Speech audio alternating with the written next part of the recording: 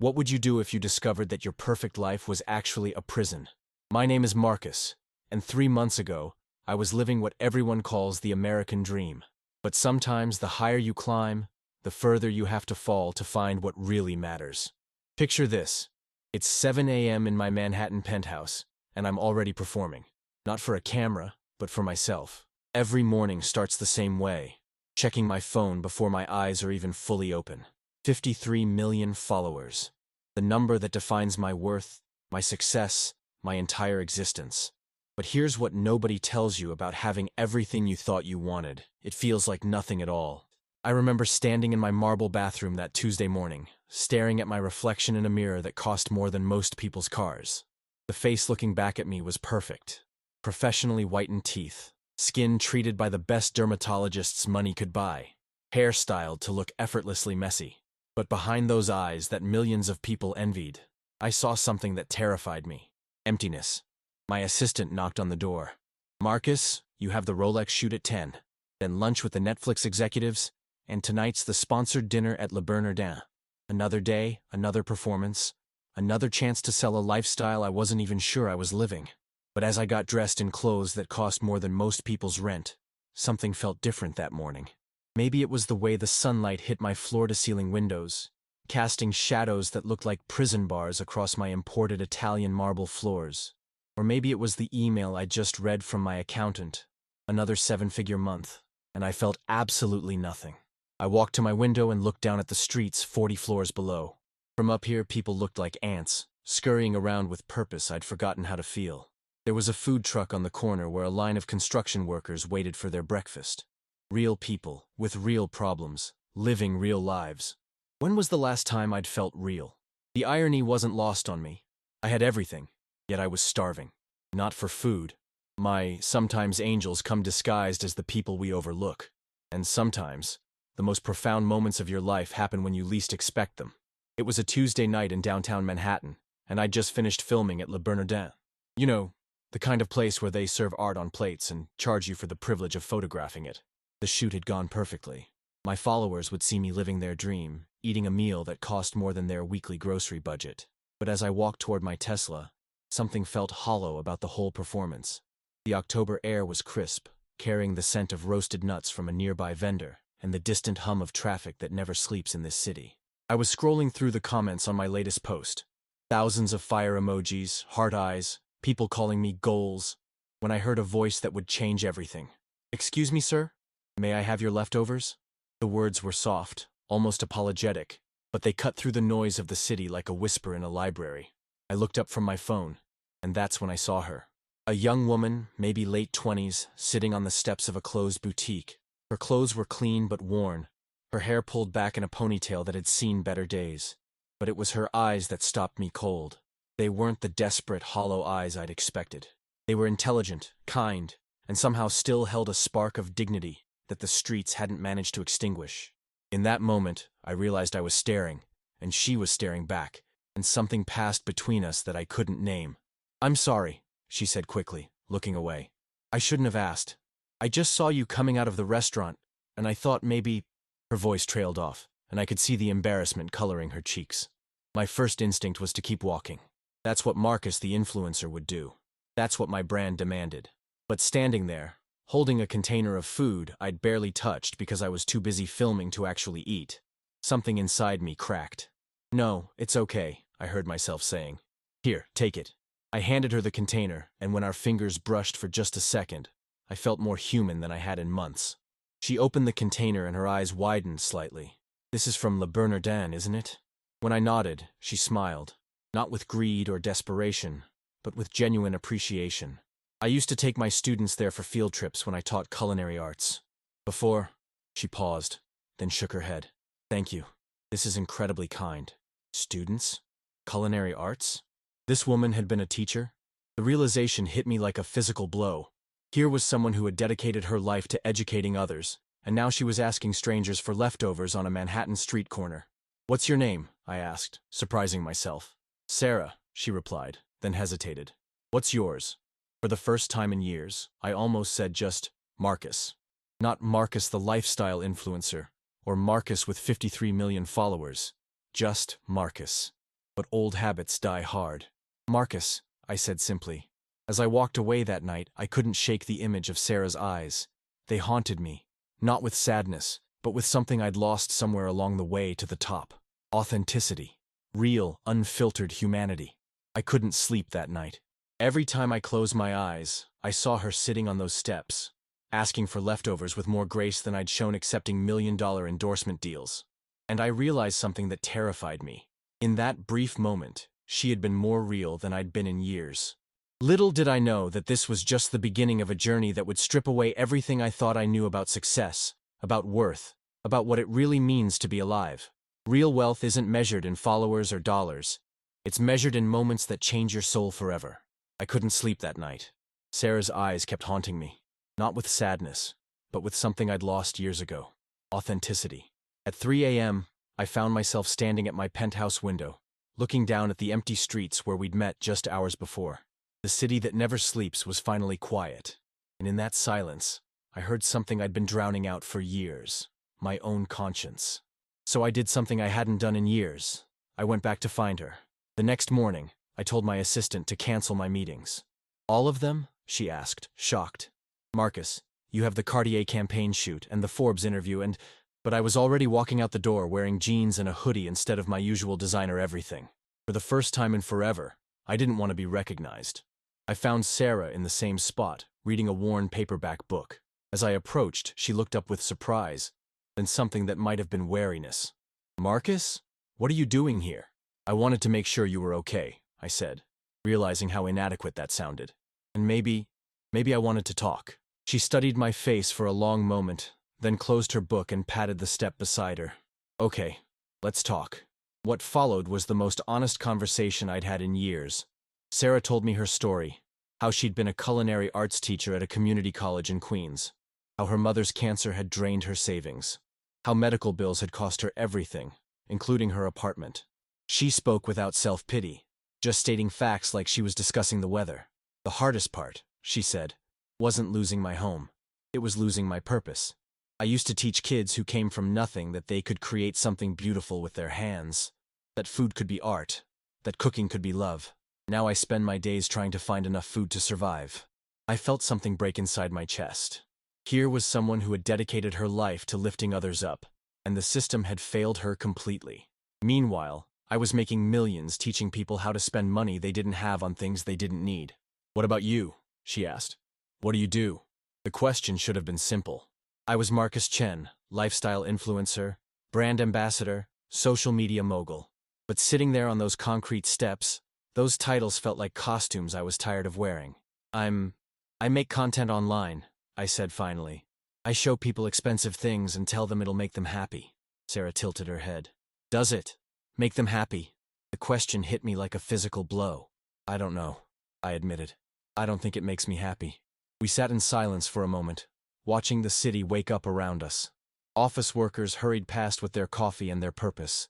Construction workers gathered around food trucks. Tourists took selfies in front of boutiques that cost more than most people's annual salaries.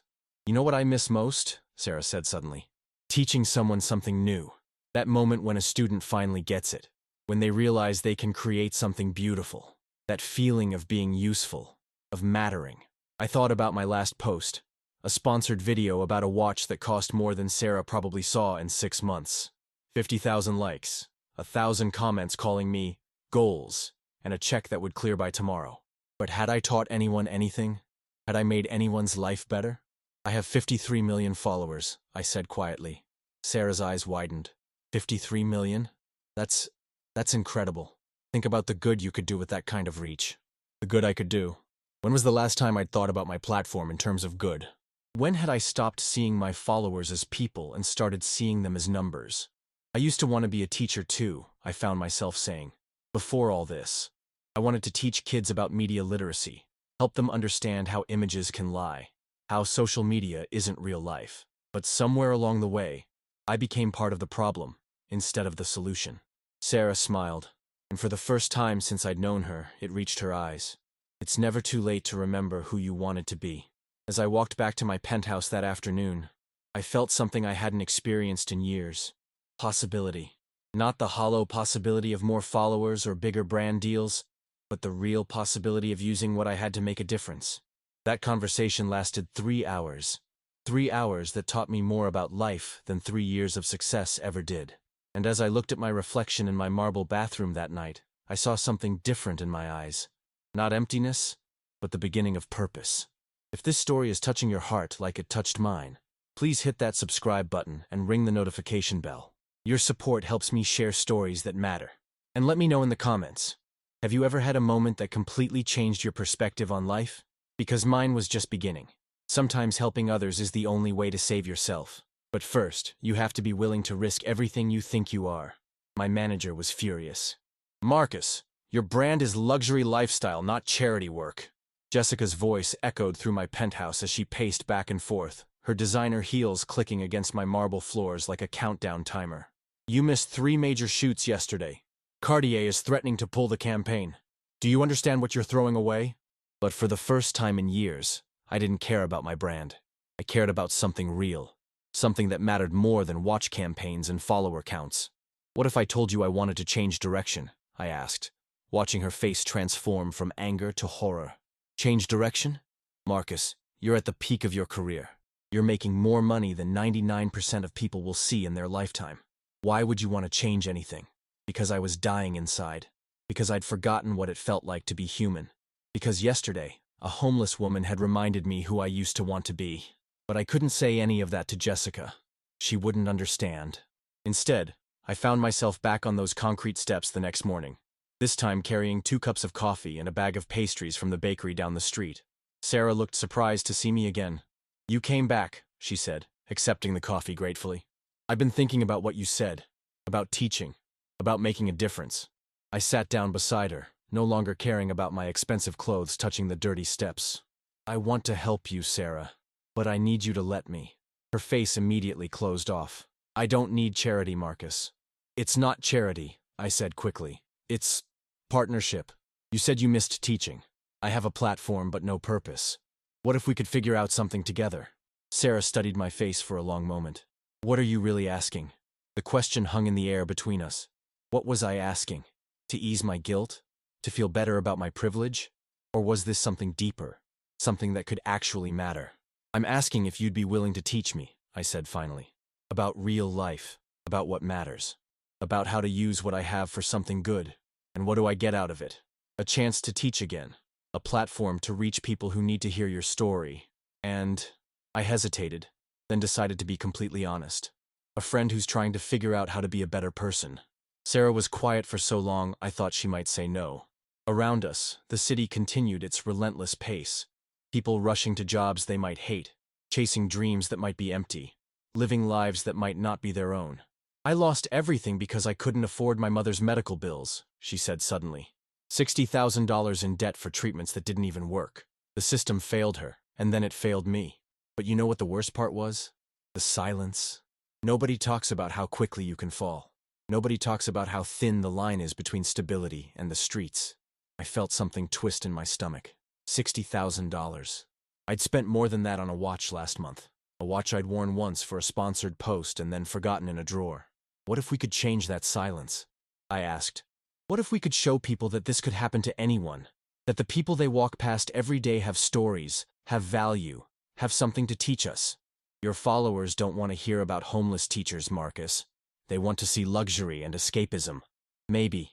Or maybe they're as hungry for something real as I am. Sarah looked at me with those intelligent eyes that had haunted my sleepless nights. You'd risk your career for this? The question hit me like a physical blow. Would I?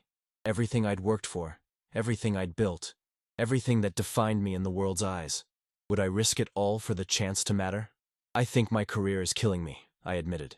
I think if I don't do something real soon, I'm going to disappear completely, even from myself. And you think helping me will save you? I think maybe we can save each other. Sarah smiled then, really smiled, and I saw a glimpse of the teacher she used to be.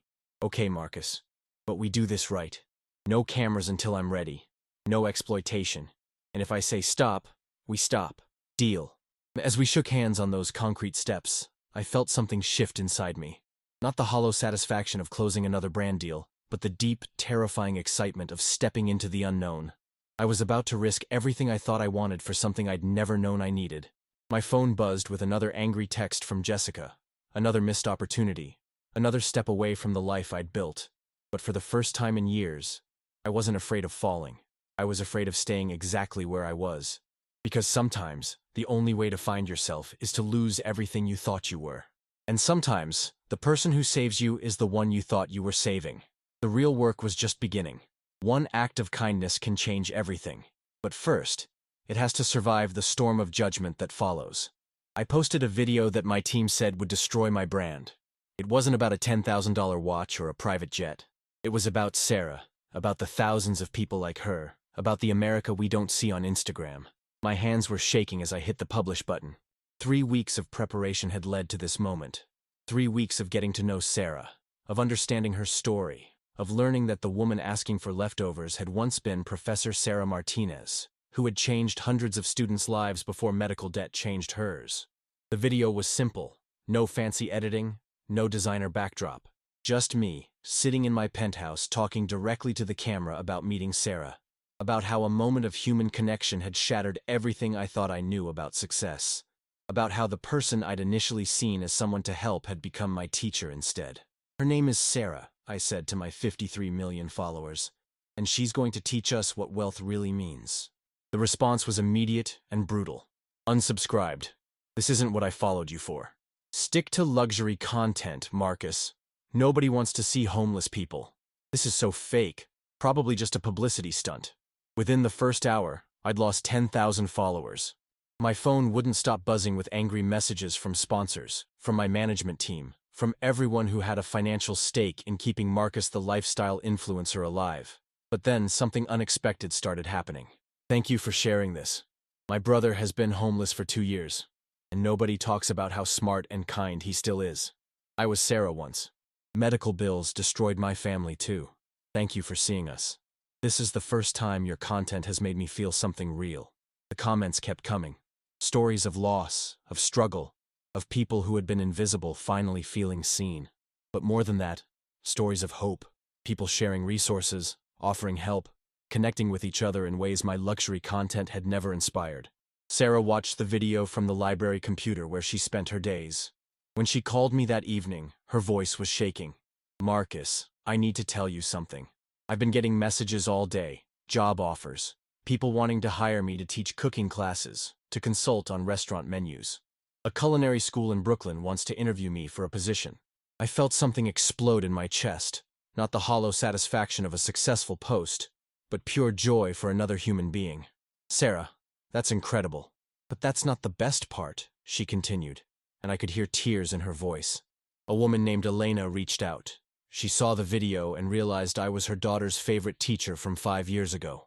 She said her daughter still talks about the confidence I gave her in the kitchen. She said I mattered.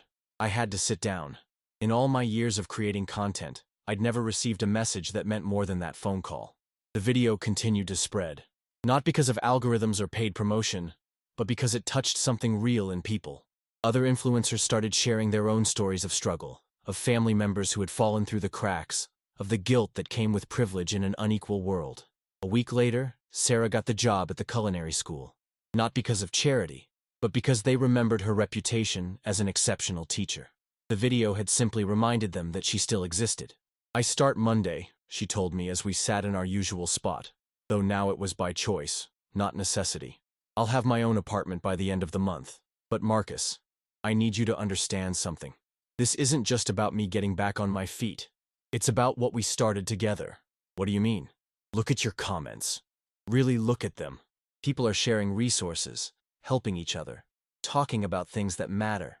You didn't just help me. You created a space for people to help each other. She was right. My comment section had transformed from a place of superficial praise to a community of people supporting each other through real struggles. Teachers sharing resources for students in need. People offering job leads to the unemployed. Families connecting with local food banks and shelters. I've been thinking, Sarah continued, about what you said that first day. About wanting to teach media literacy. About helping people understand the difference between image and reality. What if we could do that together? What if we could use your platform to teach people not just about cooking, but about resilience, about community, about seeing each other as human beings? The idea hit me like lightning. Not Marcus the lifestyle influencer, but Marcus the educator. Using my reach not to sell products, but to share knowledge, to build connections, to remind people of their shared humanity. My management team will hate it, I said. Will you hate it? I thought about the messages I'd been receiving. The thank you notes from teachers who felt seen, from families struggling with medical debt who felt less alone, from young people who said the video had inspired them to volunteer at local shelters. No, I said. I think it might be the first thing I've done in years that I actually love. The miracle wasn't that Sarah's life changed. It was that mine did too. And more than that, it was watching 53 million people remember that behind every screen, every story, every struggle, there's a human being worthy of dignity and respect. But this was just the beginning. The real work of building something meaningful was still ahead of us. True success is measured by the lives you touch, not the likes you get. And sometimes, the greatest transformation happens not when you find yourself, but when you lose yourself in service to others. 6 months later, Sarah has her own apartment and is teaching again. But more importantly, she taught me that real influence isn't about how many people follow you. It's about how many people you lift up. I'm standing in the same culinary classroom where Sarah now teaches, watching her guide a group of formerly homeless individuals through the art of making fresh pasta. Her eyes shine with the same passion I glimpsed that first night on the concrete steps. But now it's backed by purpose and stability. Cooking isn't just about feeding your body, she tells her students, flour dusting her apron. It's about feeding your soul, your community, your hope for tomorrow. One of her students, a veteran named David who lost his housing after struggling with PTSD, looks up from his workstation. Professor Martinez, I never thought I'd feel proud of something I made with my hands again. Sarah's smile could power the entire city. David, you've always had this gift. You just needed someone to remind you it was there. This is what I've been documenting for the past 6 months.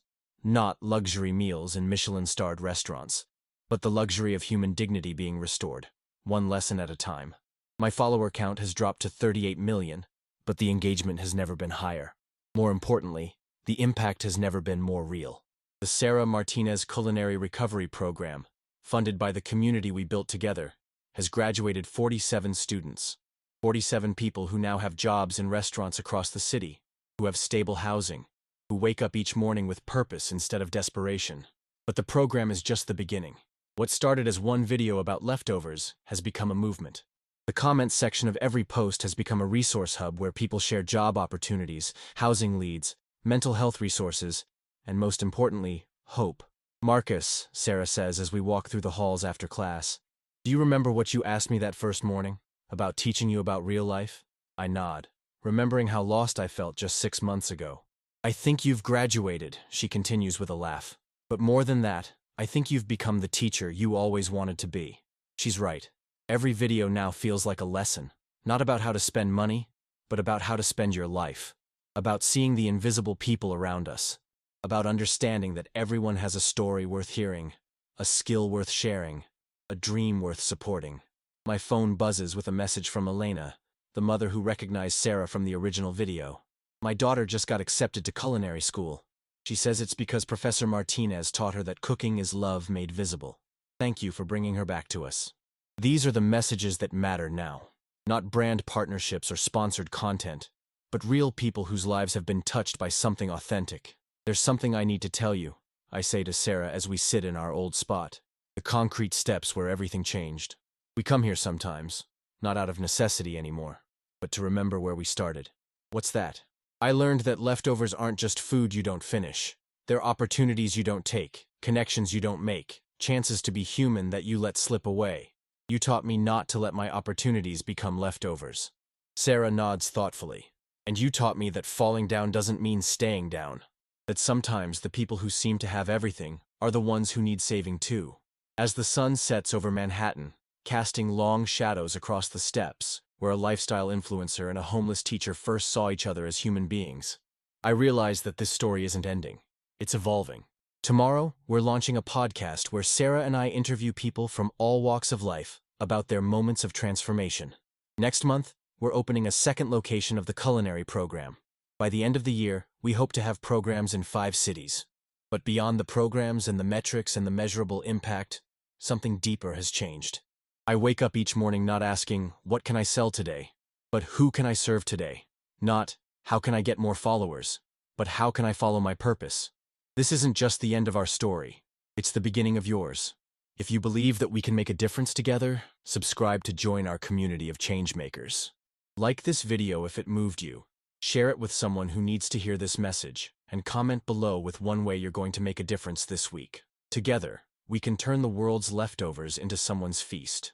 Remember, you don't need millions of followers to change a life. Sometimes, all it takes is seeing someone, really seeing them, and choosing to care. Thank you for being part of this journey. I'll see you in the next chapter of our story. Because the most beautiful thing about transformation is that it never really ends. It just keeps rippling outward, touching lives in ways you never imagined, creating connections that span far beyond a single moment of kindness on a Manhattan street corner. The miracle continues, one human being at a time. This isn't just the end of our story. It's the beginning of yours. If you believe that we can make a difference together, subscribe to join our community of changemakers. Like this video if it moved you. Share it with someone who needs to hear this message. And comment below with one way you're going to make a difference this week. Together, we can turn the world's leftovers into someone's feast.